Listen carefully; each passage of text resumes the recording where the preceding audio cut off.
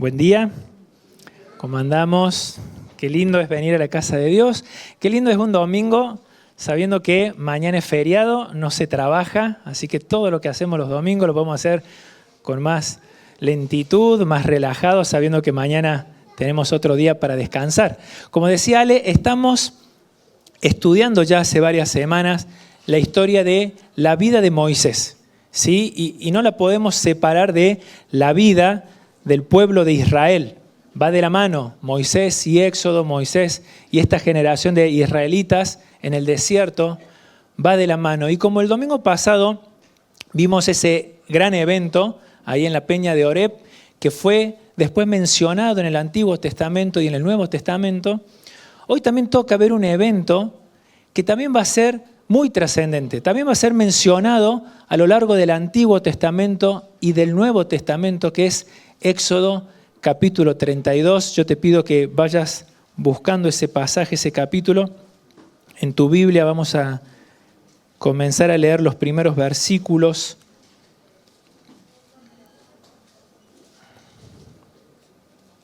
Éxodo 32. Ahí el título ya te va a dar una idea de qué vamos a hablar el día de hoy.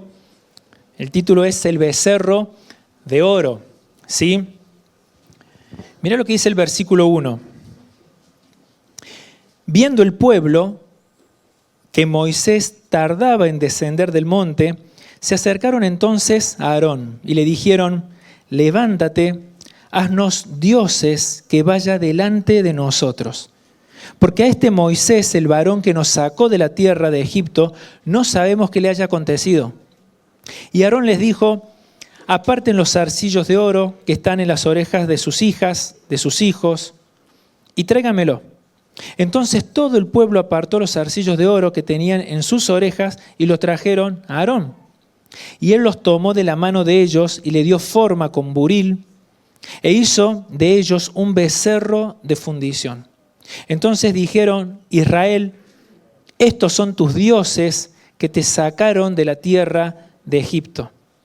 Y viendo esto, Aarón edificó un altar delante del becerro y pregonó a Aarón y dijo: mañana será fiesta para Jehová. Y al día siguiente madrugaron y ofrecieron holocausto y presentaron ofrendas de paz, y se sentó el pueblo a comer y a beber y se levantó a regocijarse. Algo que pensaba en esta semana, así como en el Nuevo Testamento tenemos una gran historia de traición, que es casi mundialmente conocido, que es la historia de Judas con nuestro Señor Jesucristo, podríamos hablar de una gran historia de traición en el Antiguo Testamento, que es Éxodo 32. El pueblo había jurado obedecer a Dios y a los pocos días el pueblo decide traicionar a Dios desobedeciéndole con este pecado. Y está bueno para ir metiéndonos un poquito en el trasfondo de lo que implica el pecado de la idolatría, lo que implica Éxodo 32, ver un poquito el contexto. Habíamos dejado a Israel ahí en la peña de Horeb, ellos tenían sed, Dios le provee agua de la roca. Después de ese evento, uno podría decir, bueno, el pueblo empezó a sentar cabeza, el pueblo dejó de ser de dura cerviz, o sea, cabeza dura. Pero ¿qué pasó? Después de eso vino una guerra contra los amalecitas. Y quizás hay una parte de esta historia que en algún momento la escuchaste, es esa historia cuando Moisés levanta los brazos y el pueblo de Dios empieza a estar sobre sus enemigos, empieza a ganar la batalla, pero cuando Moisés baja los brazos, ¿qué pasa? Los enemigos empiezan a prevalecer. Entonces viene Aarón y Hur, le ponen una piedra a Moisés para que se siente, para que descanse, y le levanta los brazos, y de esa forma Moisés ahí con los brazos levantados, el pueblo peleando, Dios le da la victoria a Israel. Una gran muestra de Dios, de cómo Dios le da la victoria a Israel. Después de eso, ¿qué tenemos? Bueno, tenemos algo muy importante que es el Sinaí. Dios en el monte Sinaí. Si vos ves el título dice el terror del pueblo. ¿Por qué? Porque la presencia de Dios se había manifestado de una forma tan visible que el pueblo empezó a temer. Dice que la presencia de Dios bajó al monte, el monte empezó a humear, yo me imagino como una especie, no sé, de volcán, no sé, había relámpagos y se empezó a escuchar la voz audible de Dios. Dice que cuando escuchaban la voz de Dios, era como un sonido de bocina que iba en aumento. Imagínate una bocina que empieza a aumentar, aumentar, aumentar. Y dice que el mismo monte tembló. Entonces el pueblo se aterroriza, empieza a alejarse del Sinaí y le dice a Moisés, Moisés, no queremos que Dios hable más. Moisés trata de explicarle que no es para el terror del pueblo, Dios quería otra cosa, pero el pueblo decía, mira, hagamos una cosa, que Dios te hable a vos y después vos vení y hablarnos a nosotros, pero no queremos escuchar la voz de Dios porque tenemos miedo de morir. Mirá cómo Dios iba manifestando frente a este pueblo. Después del Sinaí tenemos los 10 mandamientos y ahí el pueblo hace un juramento. El pueblo decide y jura obedecer la ley de Dios. Y hasta ahí iba todo bárbaro. Dios dice, Moisés, volvé al Sinaí que hay más cosas que tengo que hablarte. Y Dios tenía para hablarle sobre el tabernáculo, sobre el arca del pacto, un montón de cosas que Dios había diseñado para que su presencia esté en el medio del pueblo. Entonces Moisés sube 40 días y 40 noches y Éxodo 32 es lo que está pasando mientras Moisés está con Dios. Dice que el pueblo, viendo que Moisés tardaba en descender, fueron a Aarón a pedirle que le haga dioses. Y sin lugar a dudas el pecado de la idolatría es el gran tema de este pasaje. Pero mira, hay algo que me llamaba la atención antes de abordar la idolatría, es la trastienda, los momentos previos de la idolatría. Hay algo que se manifiesta en este contexto, una antesala a la idolatría, que llama mucho la atención, que es que este pueblo nunca se había desarrollado en confiar en Dios. Este pueblo no tenía fe en Dios. Fíjate que es un pueblo que se caracterizaba por ver. Pablo dice que debemos andar por fe y no por vista, ¿no? Si había una generación de personas que era lo más antagónico, lo más contrario a lo que Pablo dice que debemos andar por fe y no por vista, era esta generación. Y no hablo de todo Israel, hablo de esta generación especial de israelitas. Esta generación vio manifestaciones visibles de Dios como ninguna otra generación vio en el mundo. Lo podemos comparar, no sé, con la generación que estuvo rodeando a Jesús, estuvieron delante de la presencia de Dios encarnado, los milagros de Jesús.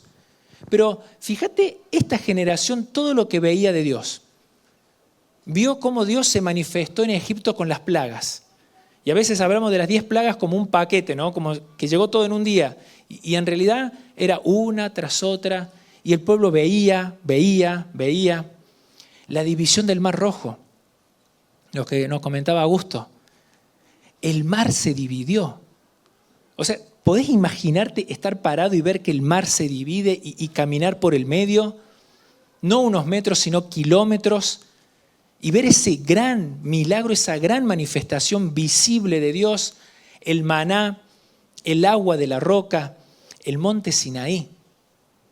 Ahora, era un pueblo que andaba por vista. De hecho, la primera palabra del capítulo 32 es viendo. Viendo.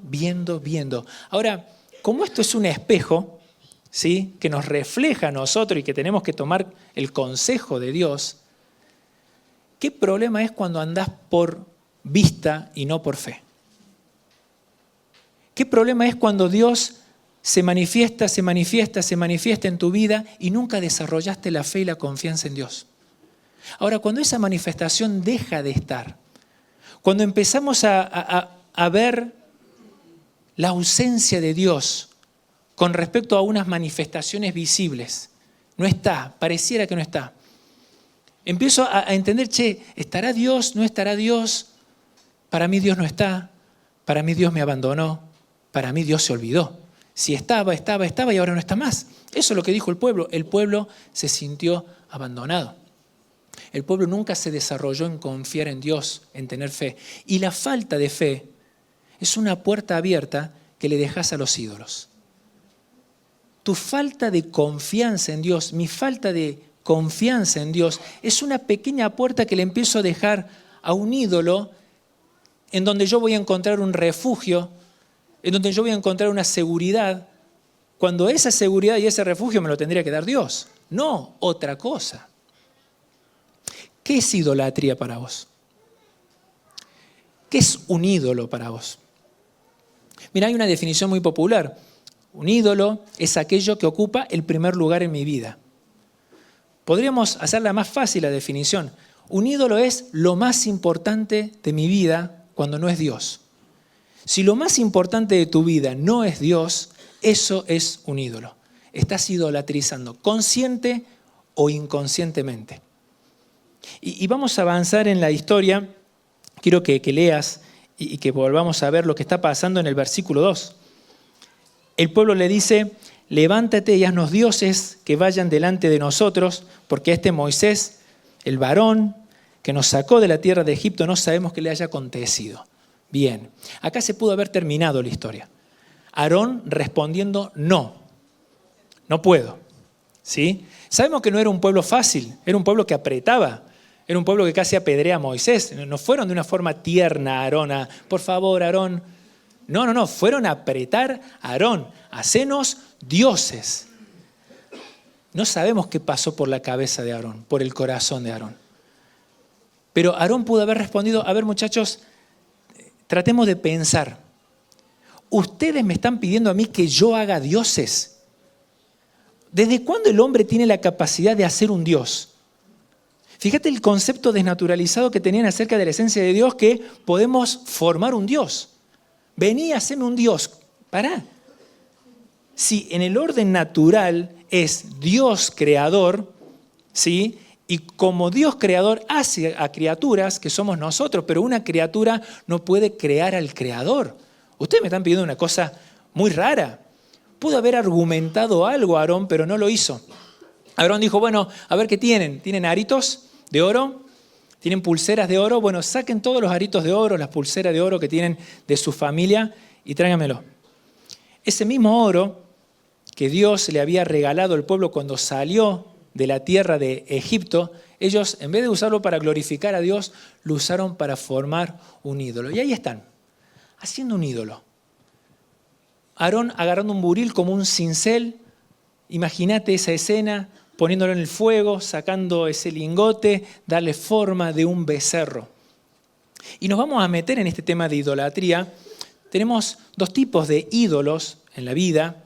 Podemos definirlo así. Podemos definir como que tenemos un ídolo material, ¿sí? Existen ídolos que podemos ver, que podemos tocar, porque son hechos con manos humanas. Son ídolos que a lo mejor hemos agarrado un poste y le damos forma de una deidad, de algo, o podemos agarrar una piedra y le damos forma, o podemos agarrar oro, plata, yeso, una pintura, y le damos una forma física. Ahora, Dios está muy en contra de eso. Dios dice en su primer mandamiento: no tendrás dioses delante de mí. Y el segundo mandamiento es: no te harás imagen ni de lo que está en los cielos, ni de lo que está en la tierra, ni debajo de la... No te hagas imágenes. Ni lo que hay en el cielo, ni lo que hay en la tierra, ni lo que ves, ni lo que soñaste. No lo hagas, porque es abominación para mí. Es muy fuerte el mandato que hace Dios y lo claro y la cantidad de versículos que tenemos en el Antiguo Testamento hablando acerca de esto, ¿no? De personas que van y hacen con sus propias manos algo que después se postran a adorar. O sea que a medida que avanzamos en la Biblia, Dios empieza a ampliar más el concepto y el corazón de Él. Y en 2 de Corintios, Pablo habla acerca de los ídolos. Pablo dice: mira, los ídolos nada son, en el sentido que es un objeto inanimado, que vos podés hacerle ojos, pero no ven, podés hacerle oídos, pero no oyen, pies, pero no caminan. Pablo dice: los ídolos nada son. Ahora cuidado, porque la adoración a los ídolos en realidad es una adoración ofrecida a los demonios. Y no lo digo yo. Pablo dice: cuidado, porque si bien el ídolo nada es, pero la adoración al ídolo es algo. La adoración no queda dirigida a la nada misma, o la adoración va hacia Dios o la adoración va hacia los demonios. Y Pablo dice, la adoración ofrecida a los ídolos está dirigida a los demonios. Por eso Dios advierte claramente en su palabra, no hagan imágenes. Yo pensaba, ¿qué hay con los monumentos? Vas caminando por la Plaza San Martín, ves a San Martín señalando. ¿Nunca te preguntaste qué onda esto? ¿Estará bien, estará mal? ¿Es una imagen? ¿Es una representación? Bueno, en realidad Dios no habla en su palabra que esté en contra de monumentos, que esté en contra, no sé, del arte, siempre y cuando el arte esté dentro de un marco moral, ¿no? Hay arte y arte. Pero en realidad, cuando pasás, por ejemplo, por la Plaza de la Intendencia y ves el monumento de los soldados caídos en Malvinas, no es algo que va en contra de Dios. Porque el objetivo de ese monumento no es la adoración. El objetivo de ese monumento es conmemorar, recordar un acto, una persona o una fecha en particular, pero no demanda de nuestra adoración, devoción, intercesión, petición. No demanda nada de eso. El tema de no hagan imágenes es no hagas una representación visible de algo invisible para que vos adores. Y hasta ahí está el tema de los ídolos hechos de materiales físicos. Ahora, ¿qué pasa con el otro tipo de idolatría?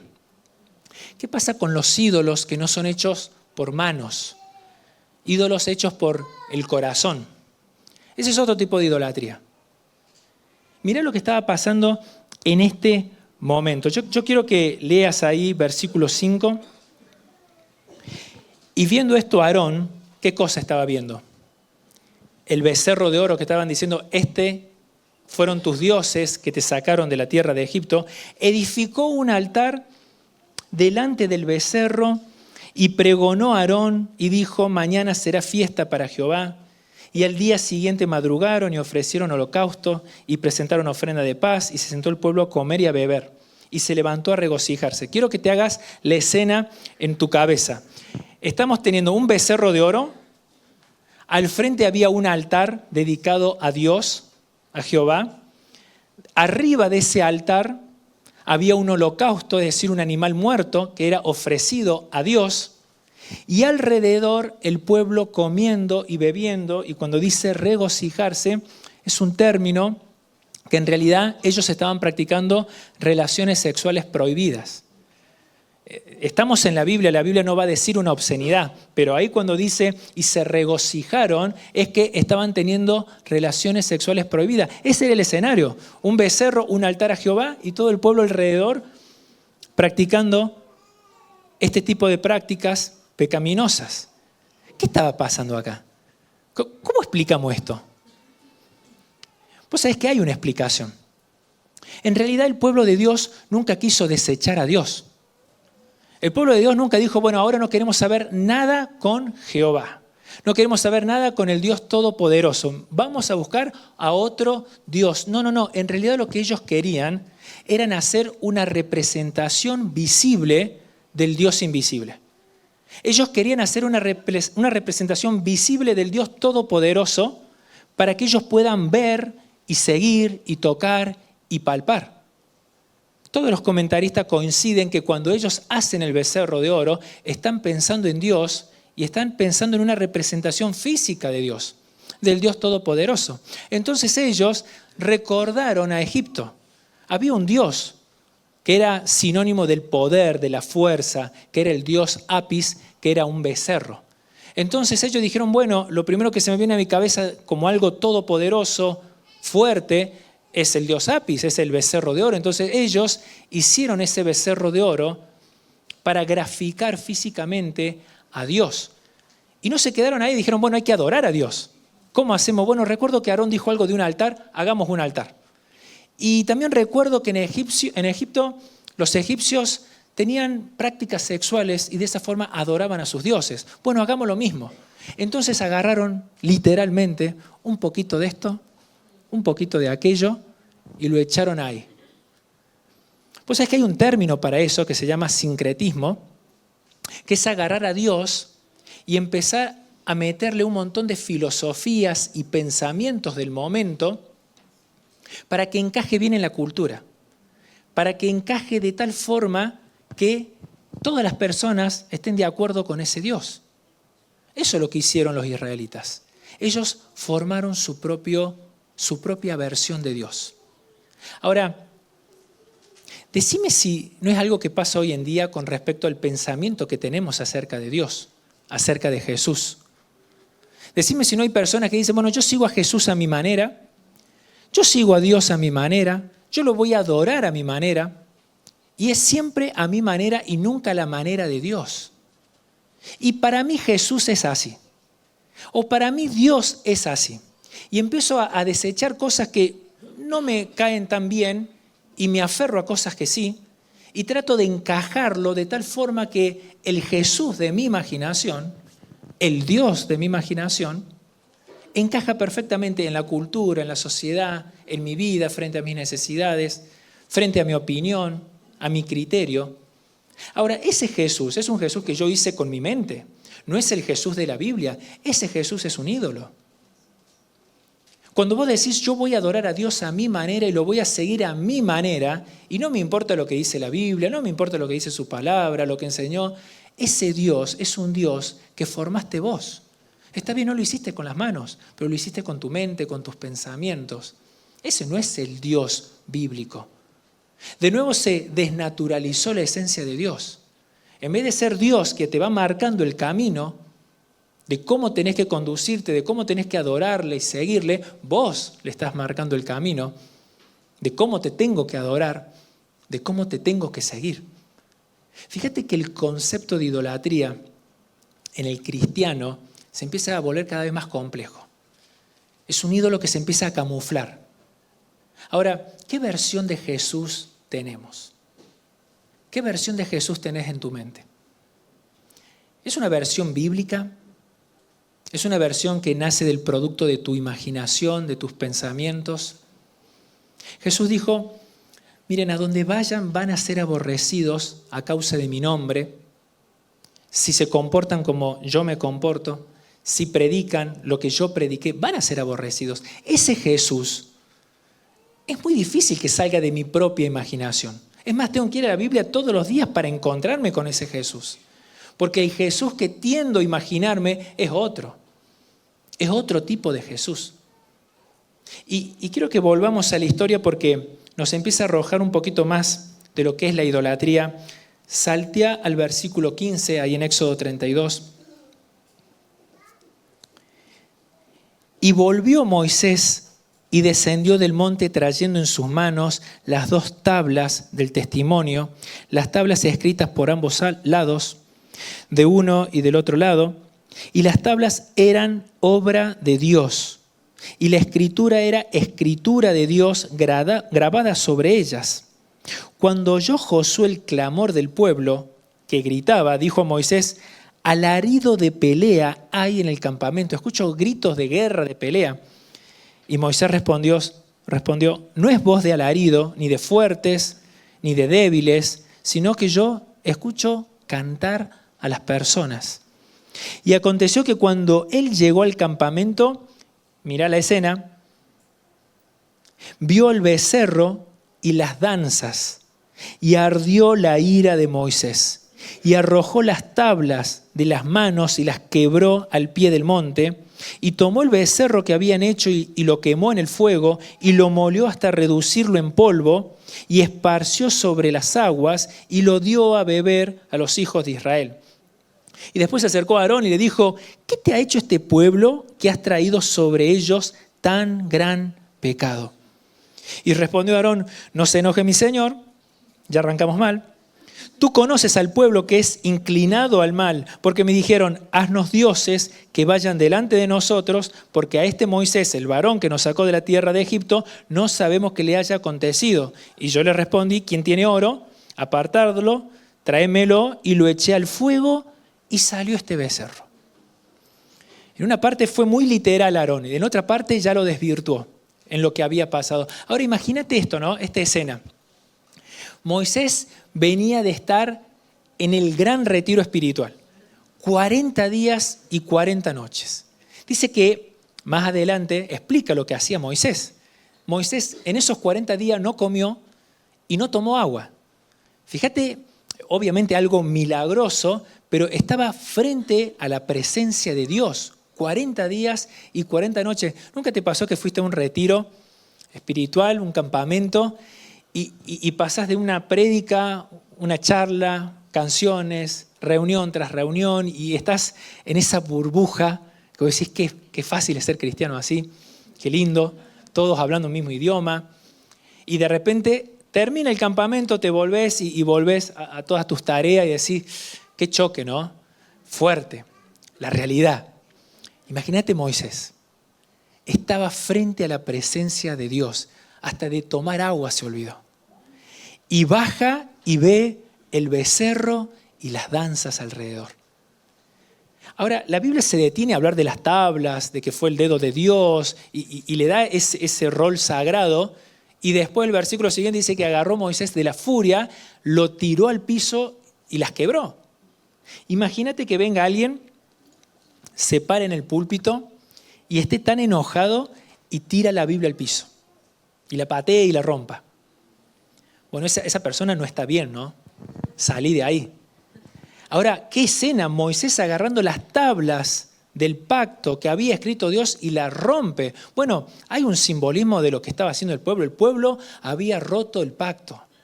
El pueblo había quebrado el pacto que había hecho con Dios. Y mira cómo es el pecado de idolatría, porque no solamente que nosotros fabricamos a nuestros ídolos, sino que nosotros lo vamos a justificar. Aarón justifica su pecado. Y dice, mira, hubo dos enemigos, el pueblo y el fuego. El pueblo me obligó y el fuego me arrojó el becerro, porque yo tiré el oro en el becerro. Aarón no tenía la culpa. Y así caminamos con los ídolos. Y a veces no tenemos excusas tan raras como la de Aarón, tenemos excusas más rebuscadas. Pablo dice en Colosenses que la avaricia es idolatría. No que la avaricia es parecida a la idolatría, la avaricia es idolatría. El querer tener más, el entregarte al materialismo, es un Dios que rige tu vida. Ahora, vos podés poner un montón de excusas frente al materialismo. Vos podés decir, bueno, en realidad estoy proyectándome porque viste cómo están las cosas del país, sube un presidente, se va y viene el otro y cambia, y el dólar y la inflación, y en realidad vos podés poner todas las excusas que vos quieras. La avaricia es idolatría. Otro pecado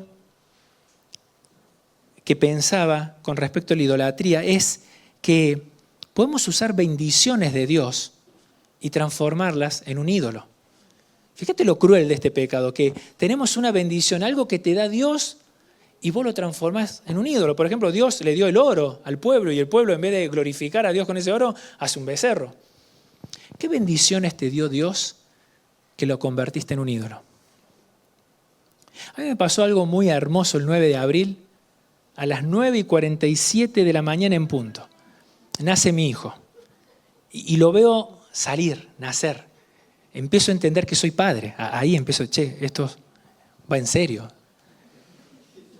Y lo tuve en mis brazos, yo ahí muy aparatoso, robótico, yo que se me caía, que no, y me miraba, y los deditos, y la respiración, y yo iba en aumento en un montón de emociones, experimentando cosas que nunca antes en mi vida experimenté. Y sin lugar a duda, mi hijo es muchas cosas para mí. Pero también soy consciente que mi hijo es un potencial becerro de oro.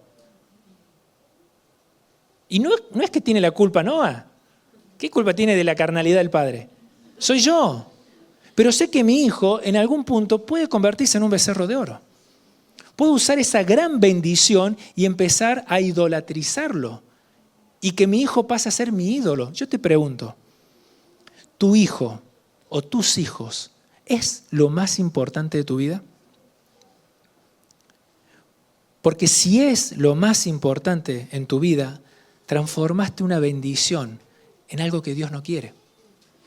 Te lo dio para otra cosa y lo podemos disfrutar, lo podemos amar y puede ser muy importante y tenemos muchas responsabilidades que Dios nos va a pedir cuenta, pero no puede ocupar el primer lugar en tu vida.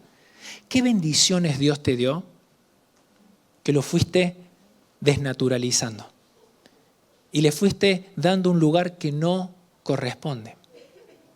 La avaricia es idolatría, las bendiciones pueden ser idolatría.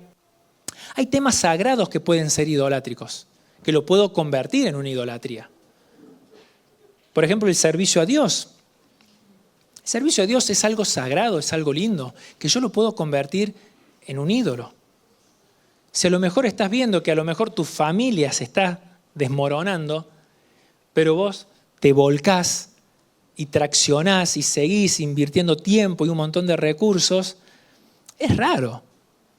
Dios te va a pedir cuenta por tu familia, pero a tu familia no le estás dedicando ese tiempo, ese esfuerzo, sí a otra cosa. Y vos fíjate, esta tarea que es sagrada para Dios, lo convertiste en algo que no corresponde. Y ojo, con esto no estoy diciendo que a Dios tenemos que dedicarle las obras. Si me sobra el tiempo, le sirvo a Dios. Si le está dedicando las obras, no le sirvas a Dios. Dios merece más que las obras.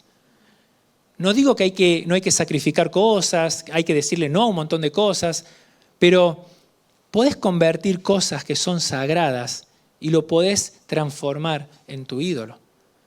Hay cosas que son a lo mejor buenas como proyectos, sueños, anhelos. ¿Quién puso ese proyecto, ese anhelo, ese sueño en tu corazón? A lo mejor es Dios.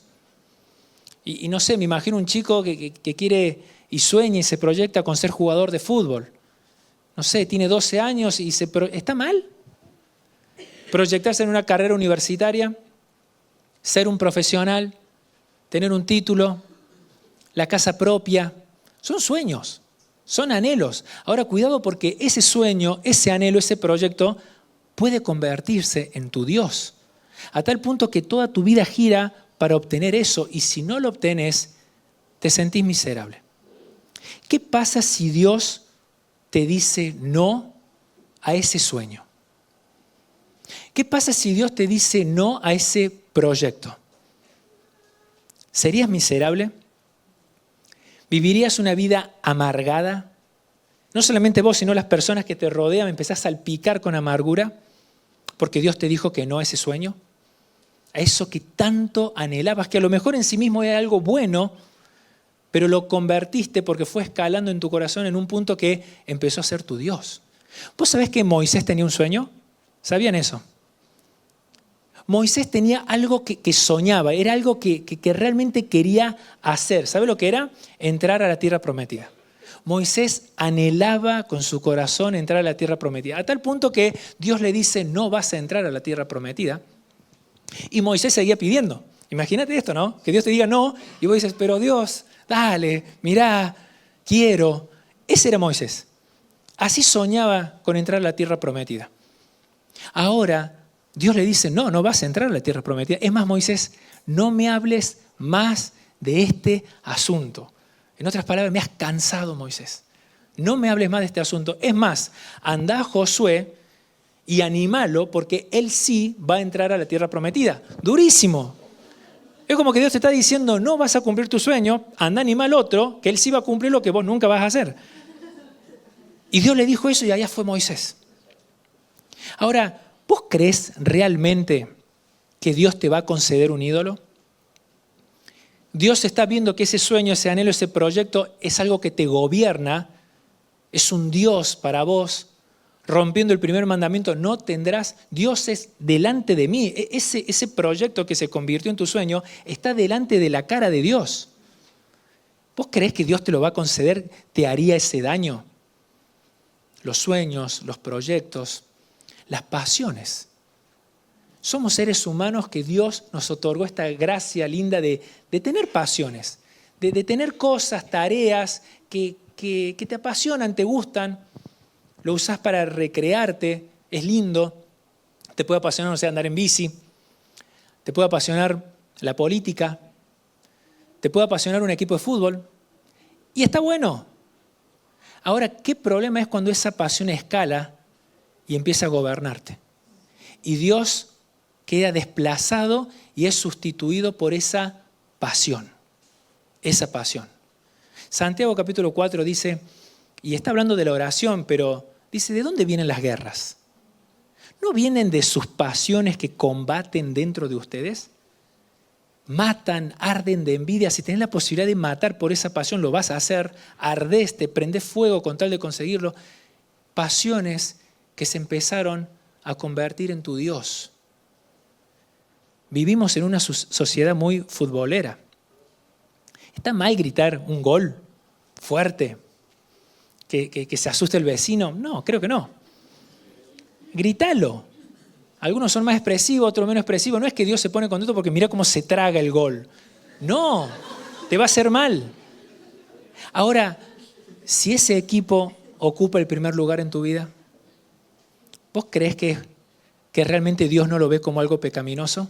La televisión no colabora y ahí enfocan al padre y al hijo abrazándose, llorando porque perdieron el clásico y el color del fútbol, el folclore y todas las palabras bonitas. Y vos, che, hay algo más detrás de esto.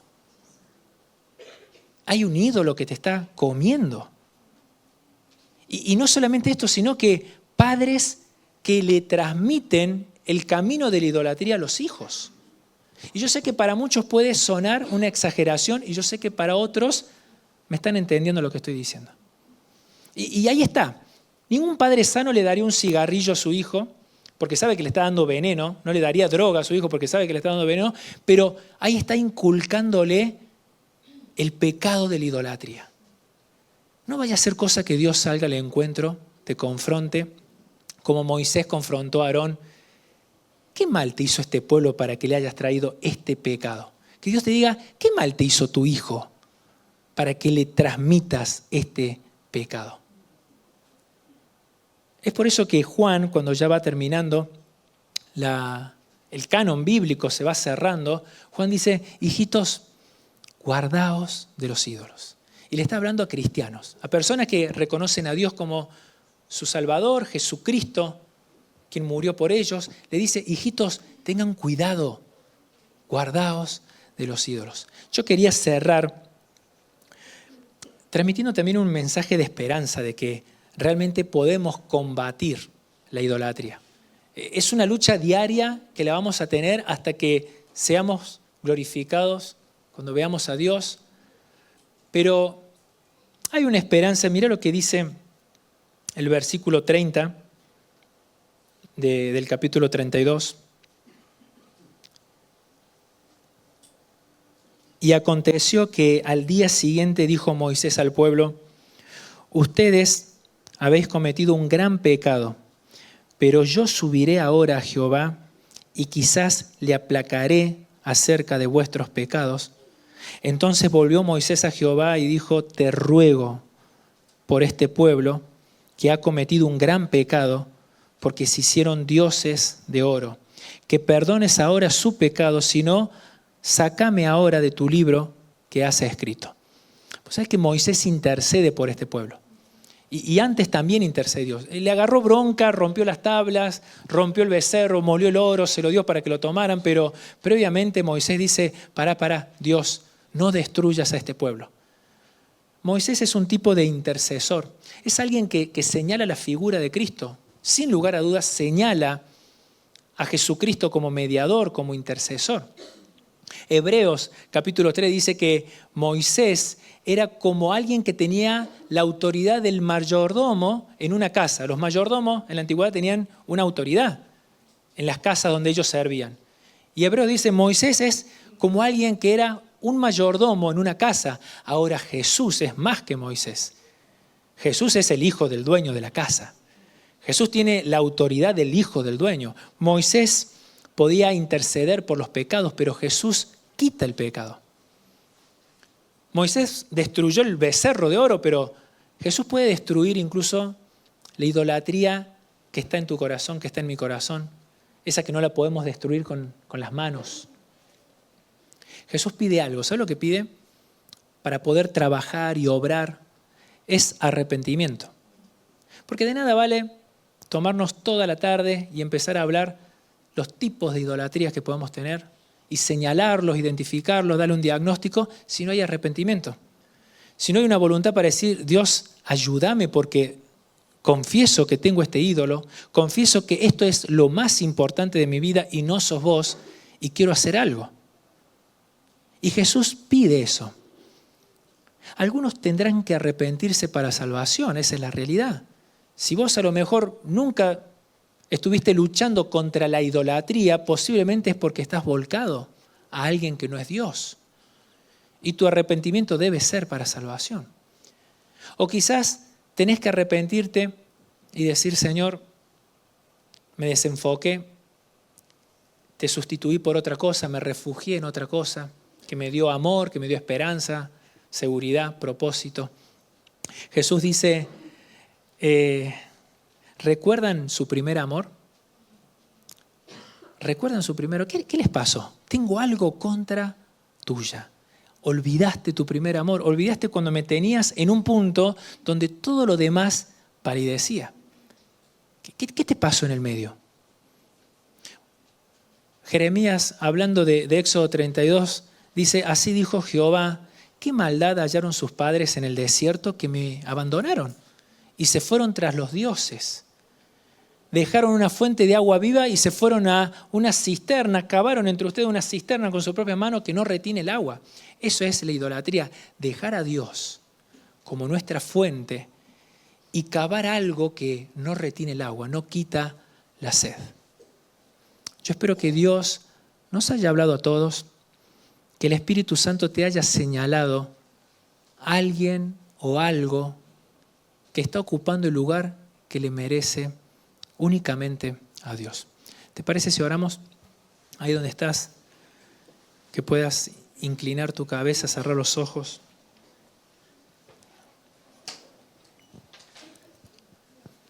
Padre, en este tiempo de reflexión queremos que el Espíritu Santo señale,